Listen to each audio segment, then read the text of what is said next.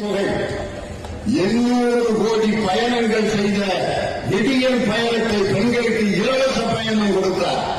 புதுமை பெண் என்ற திட்டத்தின் மூலம் 5 லட்சம் பெண்கள் இன்று அரசு கல்லூரிகளிலே சேர்ந்து பயன்பெற்றுக் கொண்டிருக்கிறார்கள். மக்களை தேடி மருத்துவம், இல்லம் தேடி கல்வி, இன்னுயிர் காக்கும் 48, 7,000 கோடி செலவுள்ள நிலங்களை, கோயில் நிலங்களை மீட்டது, அனைத்து ஜாதியினரையும் அர்ச்சகராக்கியது, மாற்றுத்திறனாளிகளை உள்ளாட்சியில் நியமன பதவிகளில் நியமித்தது. அதே மாதிரி வயது முதிர்ந்த பெற்றோர்களுக்கு அன்பு சோலை திட்டம், வேலை பார்க்கும் பெண்களுக்கு போலி விருது திட்டம், தமிழ் புதல்வன் திட்டம், நான் முதல்வன் திட்டம், புதுமை பெண் திட்டம், வரிசையா சொல்லிட்டே இருக்கான்.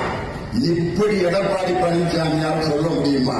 அதான் இப்ப நான் கேட்கிறேன். சொல்லுங்க பார்க்கலாம். நீ பாத்தீங்கன்னா நம் தலைவருடைய திட்டங்கள் எப்படிப்பட்ட திட்டம்? ஏழையின் சிரிப்பில் இறைவனை காண்போம் சொன்னார்கள்.